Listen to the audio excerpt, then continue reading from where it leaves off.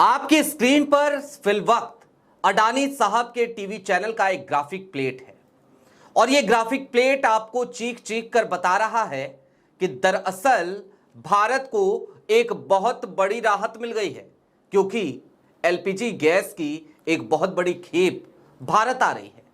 लेकिन जिन दो शिपमेंट्स की बात हो रही है, नंदा देवी और शिवालिक, उनकी असल सच्चाई क्या है? दरअसल पवन खेरा, कांग्रेस के जाने माने नेता, उन्होंने मोदी जी और गोदी मीडिया दोनों के झूठ को पंचर कर दिया है। और जब हमने इस पे और ज्यादा रिसर्च करी तो हमारे सामने जो तथ्य आए वो और ज्यादा चौंकाने वाले थे। हालांकि आज की तारीख में ऐसा लगा जैसे पवन खेरा भी पहली बार एक गलतफहमी का शिकार हो गए और कुछ देर के लिए उस गलतफहमी का शिकार तो हम भी थे। लेकिन क्या वाकई में ये हमारी सिर्फ गलतफहमी थी या फिर कि ये वो सच्चाई थी जिसके उजागर होने के बाद आनन फानन में कोई दूसरा एक्शन लिया गया? सवाल आज ये भी उठाएंगे। कौन सा झूठ? क्या वाकई में दो जहाजें भारत पहुंचने वाली हैं? और अगर पहुंचने वाली हैं तो क्या इसे बहुत बड़ी राहत के तौर पर देखा जाना चाहिए? सारी बातें जरा विस्तार से करेंगे। नमस्कार, मैं स्वप्निल और आप मुद्दा देख रहे हैं। दोस्तों, आगे बढ़ें उससे पहले वही छोटी सी अपील। मुद्दा इन दिनों एक गंभीर आर्थिक संकट से जूझ रहा है। एक तरफ हमारे मेन बैंक अकाउंट्स बीते लंबे समय से फ्रीज चल रहे हैं, तो दूसरी तरफ हमारे 2.5 साल पुराने चैनल को हमसे लंबे समय तक छीन कर रखा गया था। ऐसे में डे टू डे ऑपरेशंस में मुद्दा को काफी मुश्किलों का सामना करना पड़ता है। लिहाजा आपसे गुजारिश है, यदि आप चाहें तो स्क्रीन पर दिख रहे क्यूआर कोड या फिर के नीचे दिख रहे यूपीआई नंबर्स के जरिए मुद्दा की छोटी छोटी मदद जरूर कीजिएगा, ताकि हमारी बेबाकी यूं ही बरकरार रहे। अब आगे बढ़ते हैं। सबसे पहले तो जरा आज के हालात को याद कर लेते हैं कि देश में क्या हालात चल रहे हैं। और मुझे उम्मीद है या तो आप या फिर कि आपके आस पड़ोस में काफी सारे लोग गैस की, एलपीजी गैस की, एलपीजी सिलेंडर्स की किल्लत से दो चार हो रहे होंगे। आज की तारीख में वो लंबी लंबी लाइनें हर जगह हमें देखने को मिल रही हैं। कल की तारीख में तो एक दुखद खबर भी आई। एक व्यक्ति एलपीजी सिलेंडर की लाइन में लगे हुए थे, उन्हें सिलेंडर नहीं मिल पाया और उसके बाद उन्होंने उसी लाइन में लगे लगे अपना दम तोड़ दिया। जी हां, कभी नोटबंदी की लाइन में इस देश के लोगों ने अपनी जान गंवाई थी और अब एलपीजी सिलेंडर की लाइन में लगकर भी दम तोड़ने का एक वाकया हमारे सामने आ चुका है।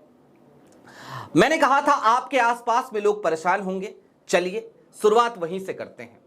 मेरे घर में तो फिलहाल पीएनजी कनेक्शन है और मुझे उम्मीद है कि पीएनजी अभी तक तो आ रही है, आगे भी पीएनजी हमें मिलती रहेगी। लेकिन उनका क्या जो एलपीजी सिलेंडर के भरोसे ही थे? उनका क्या जिनके यहां तक पीएनजी की पाइपलाइन नहीं पहुंची है? मसलन मेरे ऑफिस में एक सहकर्मी है, उनका नाम है अजीत। कल की तारीख में उन्होंने इंडक्शन खरीदा। कल की तारीख में उन्होंने इंडक्शन के लिए, उसके लिए मुफीद बर्तन भी उन्हें खरीदने पड़े। जाहिर सी बात है, अपने बचत का एक हिस्सा जो इस महीने वो बचाते, वो उन्होंने इस काम पे खर्च कर दिया, क्योंकि उनकी मजबूरी है। उनको फिलवक्त एलपीजी का सिलेंडर नहीं मिल पा रहा है।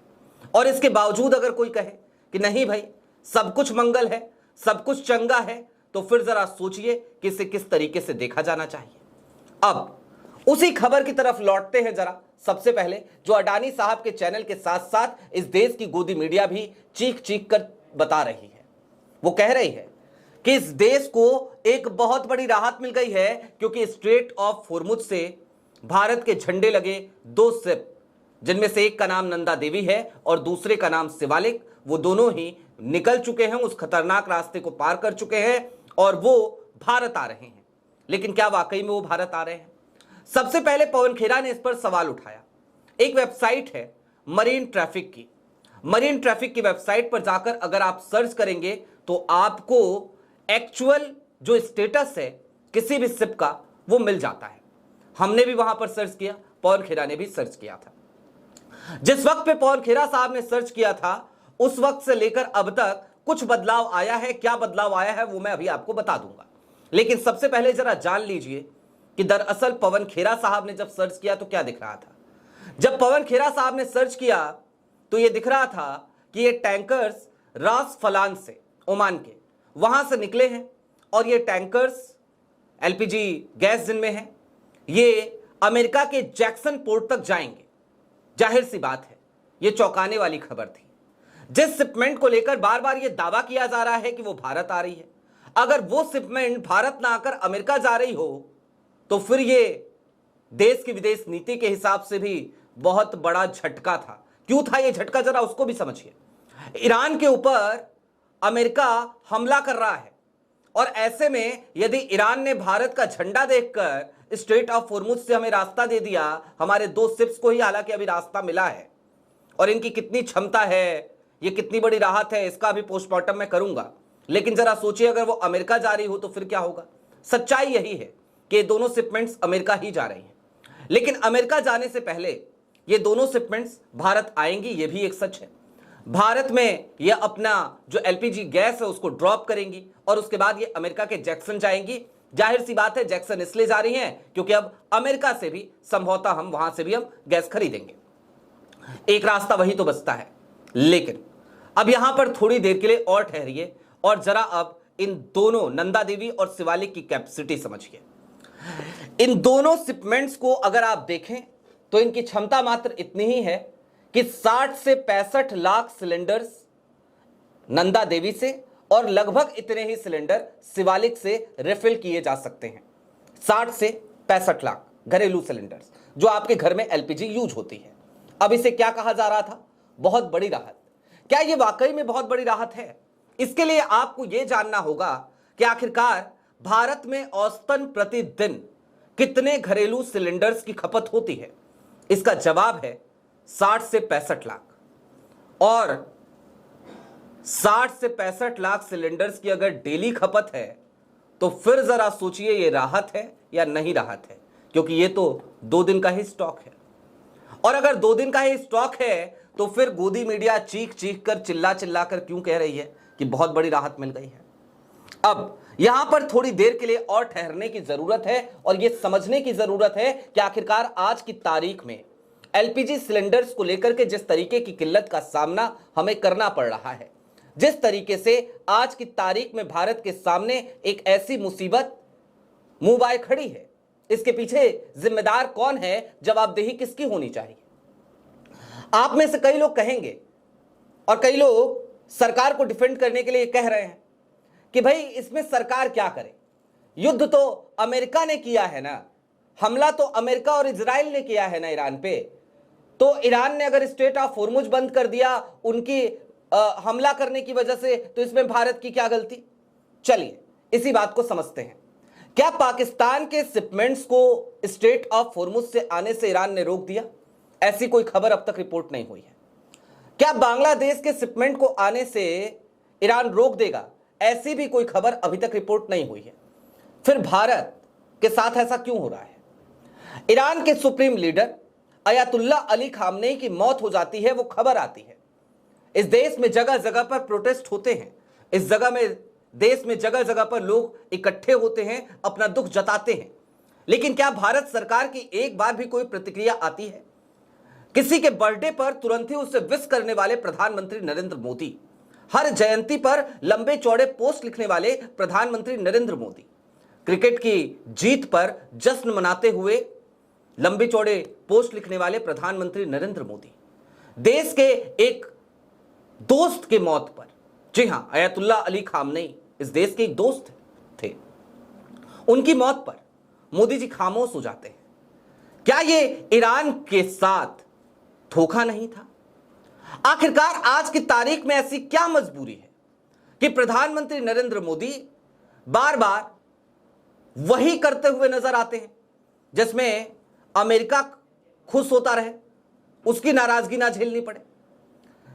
इस देश में मोदी जी से पहले भी तो प्रधानमंत्री हुए हैं ना, क्या उन्होंने किसी एक की तरफ इस तरीके का कभी झुकाव दिखाया है क्या? जवाब है नहीं। क्या अमेरिका के सामने इंदिरा गांधी झुक गई थी क्या? जवाब है नहीं। मैं तो आज की तारीख में डंके की चोट पर एक बात कहना चाहता हूं, इंदिरा गांधी ने सिर्फ पाकिस्तान की छाती पर चढ़ के नहीं, बल्कि अमेरिका की छाती पे चढ़कर पाकिस्तान को 2 टुकड़ों में बांट दिया था, बांग्लादेश को आजाद कराया था। वो इंदिरा गांधी की ताकत थी।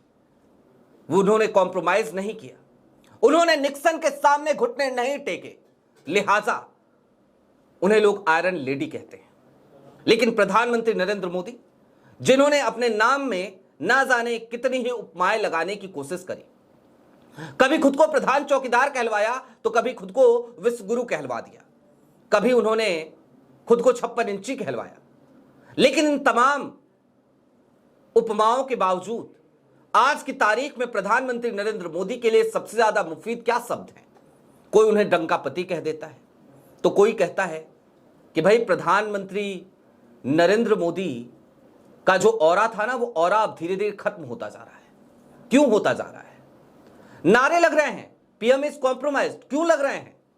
जाहिर सी बात है, उसके पीछे यही सारा झूठ है, इसी तरीके की मक्कारियां हैं जो गोदी मीडिया कर रही है और जो मोदी जी करवा रहे हैं। गोदी मीडिया यूं ही नहीं कर रही, करवाया जा रहा है।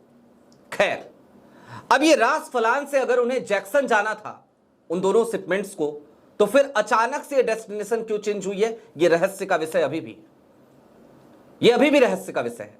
अब अचानक से शिवालिक की जो अगली डेस्टिनेशन है वो भारत के मुंद्रा पोर्ट की बताई जा रही है। अडानी साहब का पोर्ट है, अच्छा पोर्ट है गुजरात का, वहां जा रही है वो। ठीक है, अच्छी बात है, कोई दिक्कत नहीं है, हमें खुशी है। लेकिन हमें मुगालते में जीने की आदत नहीं है। हम इस बात को कम से कम स्वीकार तो करें कि यह कोई बहुत बड़ी राहत नहीं है। नंदा देवी और शिवालिक दोनों को मिलाकर अगर आप तकरीबन 1 करोड़ 20 लाख 1 करोड़ 30 लाख एलपीजी सिलेंडर को रिफिल कर भी लोगे, तो फिर भला आपके देश की प्रतिदिन की एलपीजी सिलेंडर्स की, घरेलू एलपीजी सिलेंडर्स की जो खपत है, यह उन्हें भी 2 दिन से ज्यादा पूरा नहीं कर पाएंगे। और अभी बीच का जो बैकलॉग है, ऐसे में 60-65 लाख तो औसतन था प्रतिदिन का। इस समय तो 80 से 90 लाख सिलेंडर्स की प्रतिदिन की जरूरत होगी, क्योंकि बहुत सारे लोगों को सिलेंडर की जरूरत है। इस समय सिलेंडर्स उनके घर पे नहीं है, एलपीजी उनके घर पे नहीं है। जाकर के पूछिए जिनके घर पे पीएनजी की पाइपलाइन नहीं है, वो आज की तारीख में किस तरीके से जाकर लाइन में लगने पर मजबूर है। लिहाजा इस बात को समझने की जरूरत है कि यह वक्त बहुत संवेदनशीलता दिखाने का वक्त है। यह वक्त वो वक्त है जहां पर हम कम से कम सच को स्वीकार करें, और सच को स्वीकार करते हुए उन तमाम सेफ्टी पैरामीटर्स को अपनाएं। आपकी क्या राय है वो हमें कमेंट बॉक्स में जरूर बताइएगा। अभी के लिए दीजिए इजाजत। चलते चलते फिर वही अपील, चैनल पर नए हो तो सब्सक्राइब करते हुए जाइएगा, सक्षम हो तो मुद्दा की छोटी छोटी मदद जरूर कीजिएगा। बहुत शुक्रिया।